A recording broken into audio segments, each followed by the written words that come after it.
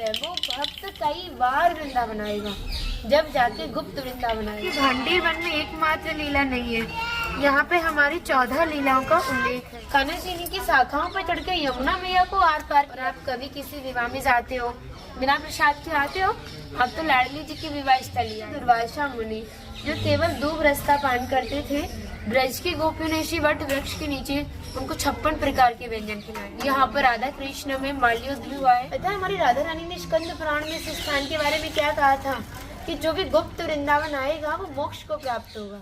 यानी महत्व ना पता हो तो आना व्यर्थ होता है, क्योंकि ऐसे तो हम भ्रमण करके कहीं भी आ जा सकते हैं, उस स्थान की महत्वता ही सर्वश्रेष्ठ होती है। तो आप जब भी ब्रज में भ्रमण करने के लिए आओगे तो कान्हा जी की लीलाओं का ही आनंद लोगे, क्योंकि कान्हा की लीलाएं तो अनंत है। कहते हैं ना, हरि रूप अनंत हरि कथा अनंता।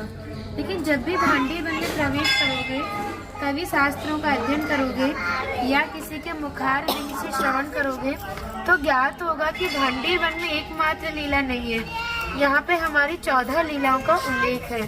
प्रथम लीला हमारे श्री जी के विवाह की है, लेकिन सबसे बड़ा ग्रंथ श्रीमद् भागवत जी को माना जाता है। आपने उसका अध्ययन श्रवण किया हो तो उसमें राधा रानी का नाम नहीं आता, इसलिए विवाह का उल्लेख नहीं किया गया। लेकिन श्रीमद् भागवत जी को छोड़ के 12 ग्रंथ ऐसे हैं जो हमारी लाडली जी के विवाह का उल्लेख करते हैं। लेकिन जिस भांडीर वट का दर्शन कर रहे हो, इसका श्रीमद् भागवत जी का जो 10वां स्कंद है, 18वें अध्याय में एक 22वां श्लोक आता है कि बृहतो बाहि मानस्य 4 यंत्र शबोधनम भांडीरकम नाम बटम जम्बू कृष्णम प्रोग्रम। यानी ये जो वृक्ष था द्वापर युग में बहुत विशाल था, 4 योजनों में फैला हुआ था। इसकी जो सीमा थी वो 15 किलोमीटर तक थी, तो इसको पंचकोशीय वृक्ष के नाम से भी जानते थे। कान्हा जी की शाखाओं पर चढ़ के यमुना मैया को आर पार किया करते थे। मान्यता है कान्हा जी की जो 9 लाख गाय थी, दोपहर के टाइम इसी वृक्ष के नीचे बैठ के विश्राम करते थे। तो मैया जो भी माखन, मिर्ची, रोटी इत्यादि प्रसादों में रख देती थी, सभी वाल एकत्रित होकर दोपहर का भोजन लेते थे। और आप कभी किसी विवाह में जाते हो, बिना प्रसाद के आते हो, अब तो लाडली जी की विवाह स्थली आए हो। आप बाउंड्री पर चित्रण देखोगे जो दुर्वासा मुनि जो केवल 2 रास्ता पान करते थे, ब्रज की गोपियों ने इसी वट वृक्ष के नीचे उनको 56 प्रकार के व्यंजन खिलाए हैं। यहाँ पर राधा कृष्ण में माल्योद्ध भी हुआ है, उसमें ये तय था कि जो भी हारेगा उसको भंडारा करना होगा। तो जब हमारे कान्हा जी हार गए थे तो ग्वाल वालों के साथ मिलके यहाँ पे भंडारा किया, उसी के नाम पर इसका नाम भांडीर वन पड़ा। यहाँ पर आप अंदाजा लगा सकते कि एक वृक्ष 15 किलोमीटर में फैला हुआ है, तो जंगल कितना घना होगा। जब कान्हा जी यहाँ पे नित्य प्रतिदिन गाय चराने के लिए आते थे, जो उनकी ब्राह्मण पत्नियां थी, यज्ञ पत्नियां, वो नित्य कान्हा को भोजन प्रसादी खिलाने के लिए भांडी बनाती थी। और ठाकुर जी ने ब्रजवासियों से टुकड़े मांग के पाए थे, तभी नाम दिया था मधुकरी। मांग के पाना मतलब मधुकरी। तभी शास्त्रों में ब्रजवासियों को अपना हृदय बताया और कहा कि जब तक ब्रजवासी की कृपा नहीं होगी, ठाकुर जी की कृपा बहुत दूर की बात है। यानी सर्वप्रथम ब्रजवासी की कृपा होना बहुत जरूरी है, जब भी हमारे ठाकुर जी हमारे ऊपर कृपा करते हैं। पता है हमारी राधा रानी ने स्कंद पुराण में इस स्थान के बारे में क्या कहा था कि जो भी गुप्त वृंदावन आएगा वो मोक्ष को प्राप्त होगा। यानी उन्होंने भांडीर वन को ही गुप्त वृंदावन कह के संबोधित किया। तो कान्हा बोले तुम इतनी बड़ी बात को कह रही हो, लोग पाप करेंगे और सीधे दौड़े भांडीर वन चले जाएंगे, क्योंकि आपने तो मोक्ष धाम ही भांडीर वन को कह दिया।